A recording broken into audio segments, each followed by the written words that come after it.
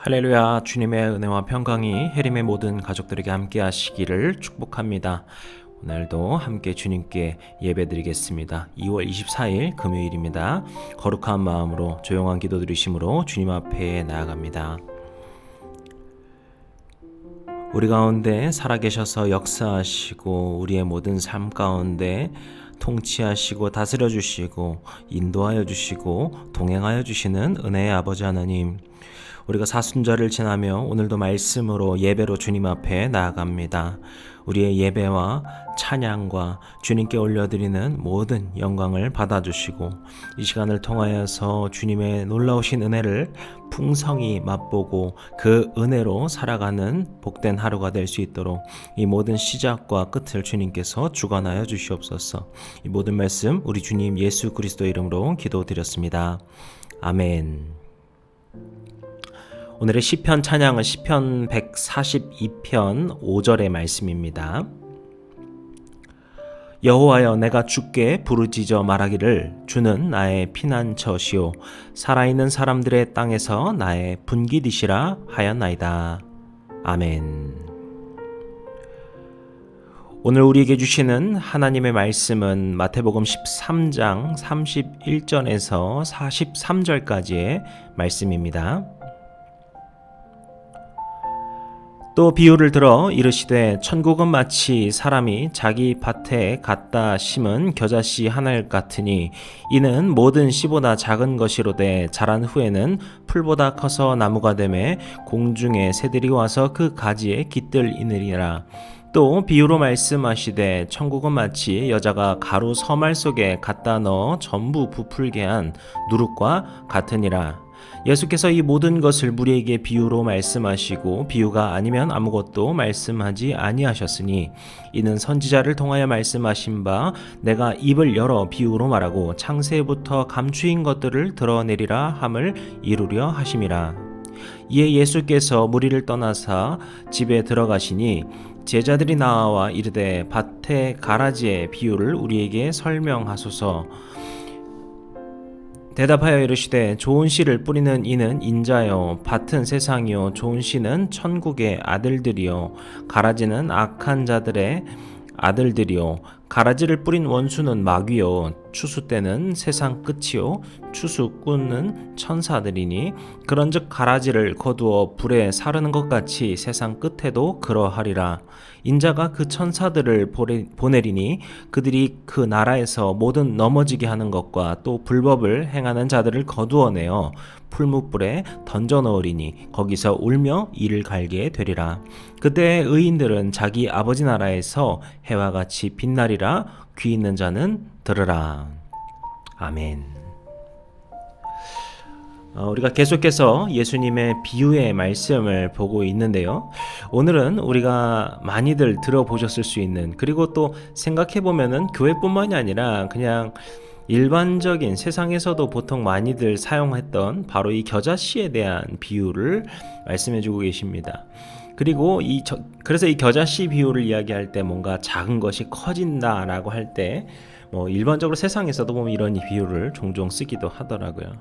그런데 제가 이 말씀을 오늘 묵상하면서 참 재밌는 또 어떤 또 새삼스러운 마음이 들었던 것은 제가 신학교 때 이제 수업을 들을 때 이 부분에 대해서 참 많이 토론을 했던 적이 있었는데 그때 생각이 막 났습니다. 왜냐하면 그때 강의 과목이 예수님 비유 연구였거든요. 그래가지고 막 이제 비유에 대해서 여러 가지 토론을 하는 것이었는데 특히 이때도 여러 가지 막 토론을 했었습니다. 그때 이 토론의 주제가 뭐였냐면요, 이 겨자씨가 뭐냐라는 거였어요. 좀 우습게 들리실 수도 있을 텐데요. 이 겨자라는 것을요, 혹시 알고 계시는 분들은 비슷한 생각을 하셨을 수도 있을 텐데요. 이 겨자는 나무라기보다는 약간의 풀에 가깝다라고 봅니다. 그래서 이 겨자가 정말 크게 자라면 1m 넘게 자라기도 하지만 이게 새들이 이렇게 앉을 수 있을 만한 거냐, 뭐 이런 이야기들을 하게 되는 것이죠. 뭐 그래서 이게 뭐 겨자가 아닐 거다, 아니면 뭐 겨자 중에는 그렇게 크는 경우도 있다, 뭐 이런 식으로 막 논의를 하면서 어쩌고 저쩌고 하면서 강의 때 그때 토론을 했었던 기억이 났었는데요. 뭐 이런 고민들을 뭐 우리가 학문적으로 고민하고 또 물음해보고 논의하는 것은 뭐 또 어떤 의미는 건강하고 해봄직하다라고 생각이 됩니다. 하지만 뭐 우리가 오늘 그것을 할 것은 아니고요. 여기서 중요한 것은 예수님께서 이 말씀을 하셨다라는 것인데요.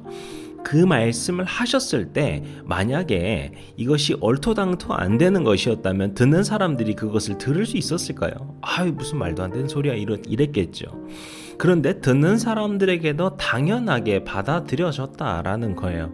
그렇기 때문에 이 작은 겨자씨가 나무가 돼서 결국에는 새가 앉을 수 있을 만한 것이라는 것은 이 듣는 사람도 말씀하시는 예수님도 모두 통상적으로 모두 일반적으로 이해할 수 있는 그런 이야기라는 것이죠. 그래서 뭐 진짜 겨자씨가 아닐 수도 있는 것이고 하지만 어쨌든 간에 이런 점을 우리가 생각해 볼 필요가 있습니다. 그리고 또 이어서 가루를 넣었을 때, 가루에다 넣었을 때 그 가루를 부풀게 한 누룩에 대한 비유도 하시게 되죠. 오늘 말씀해 보시면은. 그런데 이 비유들이 무슨 비유인가 하면은요, 31절 그리고 33절에 나오죠. 천국은 마치, 그러니까 바로 천국에 관한 이야기다라는 것을 우리가 알 수 있습니다. 그렇다면은 우리는 여기서 또 다른 질문을 해봐야 될 것입니다. 왜 천국은 작은 것이 커지는, 또 그렇게 크게 부풀어 오는 것일까? 예수님은 왜 그렇게 말씀을 하셨을까 생각해 볼 필요가 있는데요. 여기서 말하는 그 천국의 핵심이 무엇이냐면은 바로 확장성입니다. 그래서 그 천국이 작은 것으로부터 아니면은 정말 보잘것없는 것으로부터 시작하지만 그것이 크게 확장되어 간다라는 그 확장성, 그 방향을 우리가 볼 필요가 있습니다. 우리가 예수님의 사역, 그리고 예수님의 생애를 생각해 보게 되면요, 예수님이 이 땅에 오실 때 어떻게 오셨습니까? 물론 막 동방의 박사들이 막 와서 예수님을 막 경배를 드리고 어쩌고 했지만 예수님은 휘황찬란하게 오시지 않으셨어요. 예수님이 이 땅에 오실 때는요, 베들레헴의 작은 동네, 그것도 쉴 곳이 없어서 더러운 마구간에서 태어나셔서 이 땅에 오셨습니다. 그리고 나서 예수님은 어디서 사셨는가 하면은 알려지지 않은 완전히 시골 동네였던 나사렛에서 생을 사셨죠. 그렇게 작은 것으로부터 어떻게 보면은 알려지지 않고 사람의 눈으로 봤을 때 우리 생각으로는 보잘것없이 보이는 그곳에서 예수님은 태어나셨고 그곳에서 생을 시작하십니다. 하지만 그분은 그렇게 복음의 사명을 감당하십니다. 그리고 그것은 그 시골을 위한 것이 아니라요, 그 마구간을 위한 것이 아니라요, 이스라엘 사람 정도를 위한 것이 아니라 온 인류를 향한 사랑을 보이시기 위하여서 희생의 사명을 감당한 것을 우리가 알 수 있죠. 천국이, 하나님 나라가 바로 그렇다라는 것입니다. 아무리 작아 보일지라도 그것이 확장되어서 그것이 크고 놀라운 일이 될 것이다 라는 것이 예수님이 말씀하시는 그 천국의 비결이고요, 천국의 원리이고요, 천국의 일이라는 것이죠. 우리가 이 세상에서 그 천국 소명을 갖고 살아간다라는 것이 바로 그렇다라는 것입니다. 그것은 우리가 세상 가운데서 얼마나 대단한 족적을 남기며 살아가야 될 것인가, 우리가 얼마나 사람들이 크고 놀랄 만한 일을 해야 될 것인가, 이것이 아니라는 거예요. 지금 우리가 하고 있는 일, 그리고 우리에게 주어진 일, 그리고 우리가 지금 처한 환경과 상황이 아무리 작고 하찮고 보잘것없게 여겨지더라도 우리가 그것을 천국의 소명을 가지고서 하나님 나라를 품고서 해나갈 때 그것을 통하여서, 그 일을 통하여서 하나님의 나라가 놀랍게 세워가고 그것이 그렇게 확장될 것을 말씀하고 계신 것입니다. 저는 이 말씀을 보면서 우리에게도 이런 소망이 있었으면 좋겠다라는 생각이 들었습니다. 오늘 우리가 하루를 살아갈 때 우리의 삶이 정말 특별한 일보다는 솔직히 우리는 참 매일매일 똑같은 평범한 일상을 살아갈 때가 참 많지요. 그런데 그것이 정말 보잘것없는 것인가? 그것이 정말 하나님 나라를 세우는 마음을 가지고서 살아간다면 하나님께서 그걸 놀랍게 사용하실 것이라는 것을 우리가 기억하길 원합니다. 예수님께서 그 작은 곳에서, 그 작은 동네에서 태어나셨지만 온 인류를 위한 사명을 감당하신 것처럼 지금 우리가 살아가고 있는 그 환경에 그 작은 일, 소소한 일들을 우리가 주님의 마음을 가지고서 주님의 뜻을 품고서 해나갈 때 그곳에서 하나님 나라가 이루어질 줄로 믿습니다. 그리고 그것이 놀라운 일을 행하여 주시는 하나님의 나라로 확장될 줄로 믿습니다. 오늘 저와 여러분의 삶 가운데 그런 주님의 나라를 품고 소망을 갖고 살아가시는 복된 삶이 되시기를 축복합니다. 그리고서 이제 이야기를 쭉 넘어가게 되면은 36절에 가서 제자들이 와서 가라지 비유에 대해서 물어보게 됩니다. 그 비유가 무슨 뜻이냐라는 것이죠. 그런데 전 여기서 먼저 보게 되는 것은 참 예수님의 그 상냥하심에 대해서 보게 됩니다. 그거 물어볼 때 얼마나 답답하시겠어요. 아니 이거 이렇게 오랫동안 들었는데 아직도 못 알아듣니? 하지만 주님은 그 하나하나를 잘 설명해 주고 계십니다. 저는 이 모습을 보면서 우리 기도에 대해서도 많이 생각이 듭니다. 우리가 주님께 기도할 때 멋들어진 기도, 정말 세상을 놀랄 만한 기도를 하는 것이 아니라 때로는 참 엉뚱한 기도, 내 멋대로의 기도를 할 때도 있는 것 같아요. 특히 저도 이제 아이들을 키우다 보니까 아이들한테 기도를 하라 그러면은 참 엉뚱한 것 같은 그런 기도들을 할 때가 있는 것 같아요. 그런데 우리가 엉뚱한 기도를 한 것을 무조건 잘못이라고 할 것이 아니라 그렇게라도 우리가 기도하는 것이 참 중요하다라고 생각이 됩니다. 정말 멋진 말을 생각해서 잘 준비해서 기도하는 것도 중요하겠지만 우리가 엉뚱하고 서툴고 때로는 미숙하더라도 그 마음 그대로, 그 생각 그대로 기도로 나아갈 때 주님께서 상냥하게 하나하나 우리에게 알려주시지 않는가라는 생각을 듭니다. 그리고서 이제 쭉 설명을 하시게 되죠. 그래서 이 뜻에 대해서 그 가라지에 대한 그 설명을 쭉 해주십니다. 그러면서 결국 이 말씀의 핵심은 무엇인가 하면은 불법을 행하는 자, 그런 악한 자들은 세상 끝에 풀무불에 던져질 것이다. 그들은 원수 마귀였고 그들이 결국에 세상 끝이 되었을 때 다 걸러지게 될 것이다 라는 말씀을 하십니다. 근데 어떻게 보면은 이 이야기까지가 그 비유의 설명이라고 볼 수 있을 텐데 예수님께서 마지막 43절에 이렇게 말씀하십니다. 43절 말씀 우리 한번 같이 읽어보면 좋겠습니다. 그때 의인들은 자기 아버지 나라에서 해와 같이 빛나리라. 귀 있는 자는 들으라. 아멘. 어떠신가요? 이 말씀이 참 소망이 되시지 않나요? 지금 예수님의 비유는요, 예수님께서 우리에게 말씀해 주시는 것은요, 우리를 그냥 혼내시는 것이 아니라 뭔가 잘못한 것을 짚어내시는 것이 아니라 우리에게 소망을 주는 말씀이라는 것을 우리가 기억하면 좋겠습니다.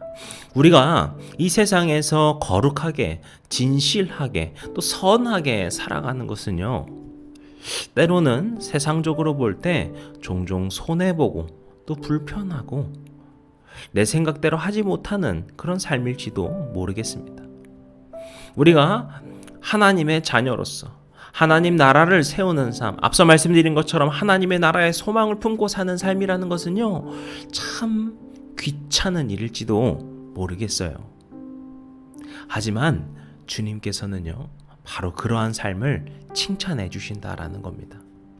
이 생에서 그 선한 모습을 가운데 그 모습을 가지고 살아갈 때 거룩하고 진실되게 우리가 이 세상 가운데에서 살아갈 때 주님께서 그 모습을 기뻐해 주신다라는 거예요.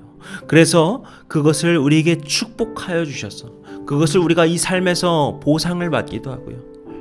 때로는 그것을 보상받지 못할 때도 있지만 그때 우리에게 어떤 약속을 주십니까? 아버지 나라에서 해와 같이 빛날 것이다. 즉 하나님 나라에서 큰 축복과 영광을 베풀어 주실 것을 우리에게 그렇게 약속해 주고 계신다는 것이에요. 우리가 이 짧은 인생에서 행복을 누리는 것이 끝이 아니라 주님의 그 영원한 나라에서의 영광과 은혜와 축복의 삶을 약속해 주고 계신다라는 것이죠. 이것이 우리가 천국에 소망을 두며 사는 삶이 되어야 되는 이유인 줄로 믿습니다. 그것은 우리를 힘들게 하려고 주시는 것이 아니라 우리에게 놀라운 축복을 주고자 하시는 주님의 마음임을 저와 우리 모든 성도님들께서 기억하시길 바랍니다. 그리고 그렇게 오늘 우리의 삶이 그런 천국의 소망을 두는 삶, 앞서 말씀드린 것처럼 그렇게 하나님의 나라를 세우는 삶이 되셨으면 좋겠습니다. 그래서 우리가 우리의 삶 가운데 정말 주님의 마음으로, 정말 그 작아 보이는 것, 보잘것없어 보이는 곳에서도 주님의 마음을 심어나가고 주님의 사랑을 흘려보내고 주님의 그 자비하심을 나타내고 그렇게 섬김의 삶, 그런 하나님 나라를 품는 소명의 삶을 살아갈 때 주님께서 그것을 기뻐하실 줄로 믿습니다. 그리고 그 삶을 더욱더 기쁨으로 인도하시고 축복 가운데로 이끌어 주실 줄로 믿습니다. 오늘 해림의 모든 가족들의 삶 가운데에서도 바로 그런 놀라운 축복의 삶을 누리며 살아가시는 우리 모두가 되시기를 주님의 이름으로 간절히 축복합니다. 기도하시겠습니다. 오늘도 우리를 사랑하셔서 우리 가운데 함께 하시고 우리에게 놀라운 천국의 소망을 약속하여 주시는 은혜와 자비의 아버지 하나님, 오늘도 우리가 말씀을 통하여서 주님 안에서의 참 소망을 갖고 사는 그런 주의 자녀들이 된 줄로 믿습니다. 오늘 우리가 하루하루 살아갈 때 우리의 삶의 그 모든 자리 가운데에서, 그 모든 삶의 순간순간 가운데에서 주님의 마음을 품고 살아가는 그런 천국의 삶, 하나님 나라를 세우는 삶이 되게 하여 주시옵소서. 그래서 우리가 주님의 마음으로 사랑하고 주님의 마음으로 자비를 베풀고 주님의 마음으로 선을 행하고 주님의 마음으로 그런 섬김의 삶을 살아가는 거룩한 주의 자녀들 되도록 도와주시옵소서. 우리 가운데 살아서 역사하시는 우리 주님 예수 그리스도의 이름으로 기도드렸습니다. 아멘. 주기도문으로 예배를 마치겠습니다. 하늘에 계신 우리 아버지여, 이름이 거룩히 여김을 받으시오며 나라의 임하옵시며 뜻이 하늘에서 이룬 것 같이 땅에서도 이루어지이다. 오늘날 우리에게 일용할 양식을 주옵시고 우리가 우리에게 죄진 자를 사하여 준 것 같이 우리 죄를 사하여 주옵시고 우리를 시험에 들게 하지 마옵시고 다만 악에서 구하옵소서. 나라와 권세와 영광이 아버지께 영원히 있사옵나이다. 아멘.